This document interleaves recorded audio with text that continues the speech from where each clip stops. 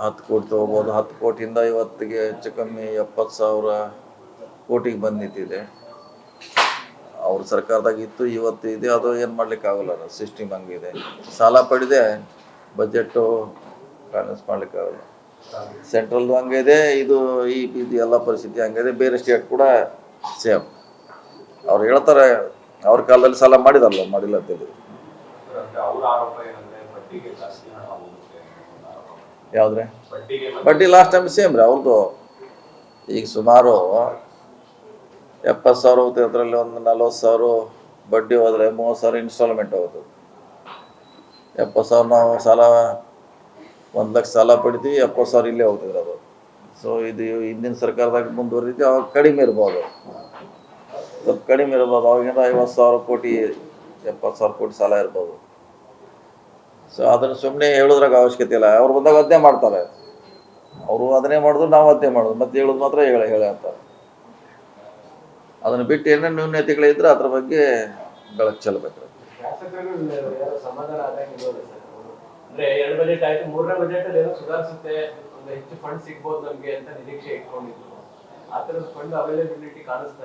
ಅವರು ಬಜೆಟ್ ಬುಕ್ನಲ್ಲಿ ನಮ್ಮ ಊರ ಹೆಸರು ಬರಬೇಕು, ಜಿಲ್ಲೆ ಹೆಸರು ಬರಬೇಕಂತ ಅವ್ರು ಹೇಳೋದು. ಈಗ ನಮ್ಗೆ 2,000 ಕೋಟಿ ಬ್ರಿಡ್ಜಸ್ ಕೊಟ್ಟಿದ್ದಾರೆ. ಅದು ಹೆಚ್ಚು ಕಮ್ಮಿ 80ರಿಂದ 100 ಶಾಸಕರು ಕವರ್ ಆಗ್ತಾರೆ ಆ ಬ್ರಿಡ್ಜಸ್ನಲ್ಲಿ. ಆಮ್ಯಾಗ ಬರ್ತಿರ್ತಾರೆ ಹೆಸರು, ಈಗ ಬಂದಿಲ್ಲ. ನಮ್ಮದೇ ಉದಾಹರಣೆಗೆ. ಆಮೇಲೆ KSHIPನಲ್ಲಿ ಸುಮಾರು ಒಂದು 60 ಜನ ಶಾಸಕರು ಕವರ್ ಆಗಿದ್ದಾರೆ. ಊರ ಹೆಸರು ಬಂದಿದೆ, ಅಲ್ಲಿ ಶಾಸಕರ ಹೆಸರು ಬಂದಿಲ್ಲ, ಅಂದರೆ ಕಾನ್ಸ್ಟಿಟ್ಯೂನ್ಸಿ ಬಂದಿಲ್ಲ. ಅದರಲ್ಲಿ 60 ಕಾನ್ಸ್ಟಿಟ್ಯೂನ್ಸಿ ಕವರ್ ಆಗ್ತದೆ. ಸೊ SITP ಅಂತ ಎಂಟೈರ್ 200 ಕಾನ್ಸ್ಟಿಟ್ಯೂನ್ಸಿ ಕವರ್ ಆಗ್ತದೆ. ಸೊ ಅವ್ರು ಕೆಲವರು ಅದು ನಮ್ಮ ಊರು ಬರಬೇಕಾಯ್ತು, ಈ ಸ್ಕೀಮ್ ಬರಬೇಕಾಯ್ತು ಅಂತ ಹೇಳ್ತಾರೆ. ನಂತರ ನಾವು ಅಲಾಟ್ ಮಾಡಿದಾಗ ಅದು ಅವ್ರ ಕಾನ್ಸ್ಟಿಟ್ಯೂನ್ಸಿಗೆ, ಜಿಲ್ಲೆಗೆ ಹೋಗುತ್ತೆ.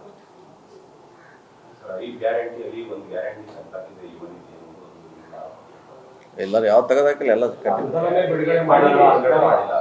ಅದನ್ನೇ ಅಲ್ಲ. ಅದು ನಿಮ್ಗೆ ಗೊತ್ತೇ ಇದೆ. 2 ತಿಂಗಳು 3 ತಿಂಗಳು ಡಿಲೇ ಆಗಿ ಪೇಮೆಂಟ್ ಮಾಡ್ತಾರೆ.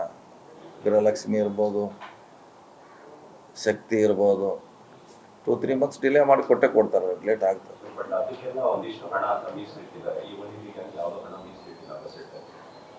ಇಲ್ಲ, ನನಗೆ ಅದ್ರ ಬಗ್ಗೆ ಐಡಿಯಾ ಎಲ್ಲ. ಕೊಡ್ತಾರೆ. ಇಲ್ಲಿ ಕ್ಯಾನ್ಸಲ್ ಅಂತೇಳಿ ಹೇಳಿಲ್ಲ ನಾವು.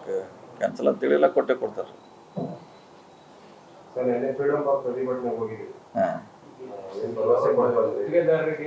CM ಅವ್ರು ಮೀಟಿಂಗ್ ಮಾಡಬೇಕಲ್ಲ, ಅದನ್ನೇ ಹೇಳಿ. DCM ಅವ್ರು ಅದನ್ನ ಹೇಳಿದ್ರೆ ನಾನು ಅದು ಹೇಳಿ. CM ಅವರೇ ಅದಕ್ಕೆ ಫೈನಾನ್ಸ್ ಹೆಡ್ಡು. ಸೊ ಅವ್ರು ಅದಕ್ಕೇನಾರ ಎಕ್ಸ್ಟ್ರಾ ಕೊಟ್ಟರೆ ಸ್ವಲ್ಪ ಮಟ್ಟಿಗೆ ಸಾಧ್ಯ ಆಗುತ್ತೆ ಮೀಟಿಂಗ್ ಮಾಡಿಸೋ ಅಂತ ಹೇಳೋರು. ಸೊ ಲಾಸ್ಟ್ ಟೈಮ್ ಎಕ್ಸ್ಟ್ರಾ ಕೊಟ್ಟಿದ್ರು CM ಅವ್ರು ನಮ್ಮ ಇಲಾಖೆಗೆ. ಅದರಲ್ಲಿ ಬ್ಯಾಲೆನ್ಸ್ ಮಾಡಿದ್ದೀವಿ. ಇದು ಸರಿ ಕೊಟ್ಟರೆ ಮಾಡ್ತೀವಿ. ನಾವು ಹೋಗಿದ್ರು, ನಾನು ಇದ್ದೀನಿ. 30 ಇದೇ ಬೇರೆ ಬೇರೆ ಈಗ ಕೊಡ್ತಾ. ಈ ವರ್ಷ ಒಂದು 1,000 ಕೋಟಿ ಕಡಿಮೆ ಇದೆ, ಮತ್ತೆ 1,000 ಕೋಟಿ ಬಿಲ್ ಬಂದಾಗ್ತದೆ. ಅದು ಹಂಗೆ ಮುಂದಿಂದ ಹೋಗ್ತಿರ್ತದೆ, ಹಿಂದ್ಗಡೆ ಮತ್ತೆ ಬ್ಯಾಲೆನ್ಸ್ ಬರ್ತಾ ಇರ್ತದೆ.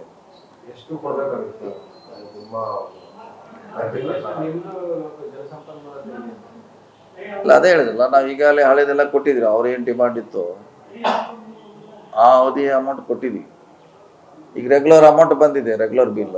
ಸೊ ಅದನ್ನು ಕೊಡ್ಬೇಕಂತಾರೆ. ಎಲ್ಲ ಒಟ್ಟಿಗೆ ಕೊಡತ್ತಾರೆ. ಅವ್ರು ಒಟ್ಟಿಗೆ ಕೊಡಲಿಕ್ಕೆ ಸಾಧ್ಯ ಆಗೋದಿಲ್ಲ. ಅದಕ್ಕೆ CM ಅವ್ರ ಗಮನಕ್ಕೆ ತರೋಣ ಅಂತ ಹೇಳಿದ್ವಿ. ಬಹುಶಃ ಒಂದು ಮೀಟಿಂಗ್ ಮಾಡಿಸ್ತೀವಿ ಎಲ್ಲ ಅಧ್ಯಕ್ಷ ಅವ್ರ ಸಂಘದ್ದು.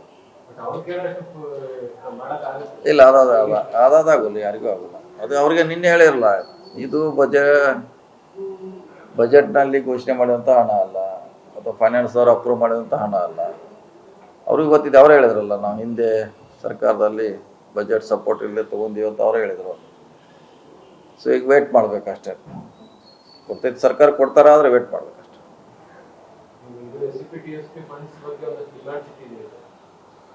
ಅದು ಪರಿಷತ್ನಲ್ಲಿ ಈಗ ಅಲಾಟ್ ಮಾಡಿದ್ರೆ ಜನರಲ್ ಆಗಿ 44,000 ಕೋಟಿ. ಅದು ಪರಿಷತ್ ಸಭೆಯಲ್ಲಿ ಯಾರಿಗೆ ಎಷ್ಟು ಕೊಡಬೇಕು ಅವಾಗ ನಾವು ಅದನ್ನು ನಮ್ಮ ಇಲಾಖೆಗೆ ಅದೇನು ಗೊತ್ತಿಲ್ಲ ಅದ್ರ ಬಗ್ಗೆ. ಆದ್ರೆ 44,000 ಕೋಟಿ, 2,000 ಕೋಟಿ ಹೆಚ್ಚಿಗೆ ಮಾಡಿದ್ದಾರೆ ಲಾಸ್ಟ್ ಟೈಮ್ಗಿಂತನೂ. ಅದು ಪರಿಷತ್ನಲ್ಲಿ ಯಾರಿಗೆ ಎಷ್ಟು ಹಂಚಿಕೆ ಮಾಡ್ಬೇಕಂತ ಅಲ್ಲಿ ಡಿಸಿಷನ್ ಆಗುತ್ತೆ.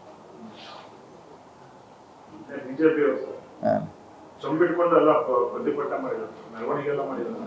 ನಮ್ಮ ಕೇಂದ್ರ ಸರ್ಕಾರ ಆದಾಗ ನಾವು ಚಂಬಿಡಿದ್ರು ಅಷ್ಟೇ ಎಲ್ಲ ಚಮ್ಮಂತಿ ಫಿಕ್ಸ್ ಅವು ಚಂಬು ಸಂಸ್ಕೃತಿ ನಿಮ್ದೇ ಅಲ್ಲ ಸರ್, ಫಸ್ಟ್ ನೀವೇ ಅದು ಹಿಡಿದು ಅವ್ರು ನಾವು ಕೇಂದ್ರದಾಗ ನಾವು ಹಿಡಿತೀವಿ, ಕರ್ನಾಟಕ ಏನೋ ಕೊಟ್ಟಿಲ್ಲ ಅಂತ ನಾವು ಹಿಡಿದಿದ್ವಿ, ಈಗ ಅವ್ರು ನಮ್ಗೆ ಹಿಡಿತಾರೆ. ಹಂಗೆ ವಾದ ಪ್ರತಿವಾದ ಇದ್ದೇ ಇರ್ತದೆ, ಏನು ಮಾಡ್ಲಿಕ್ಕಾಗಲ್ಲ.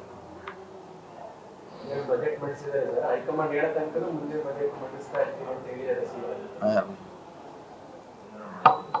ಅದಂತೂ ಇನ್ನೂ ಇತ್ಯರ್ಥ ಆಗ್ಬೇಕಲ್ಲ, ಆಗೋರಿಗೆ ಕಾಯಲ್ಲ. ಬಜೆಟ್ ಆದ್ಮೇಲೆ ಏನಾದ್ರು ಇತ್ಯರ್ಥ ಮಾಡ್ತಾರೆ ಸರ್? ಮಾಡಲೇಬೇಕಲ್ಲ, ಮತ್ತೆ ಇಲ್ಲಿವರೆಗೆ ಅದಕ್ಕೆ ಒಂದು ಇತಿಶ್ರೀ ಹಾಡಬೇಕು, ಫುಲ್ ಸ್ಟಾಪ್ ಆಗಬೇಕು. ಓಕೆ ರೀ.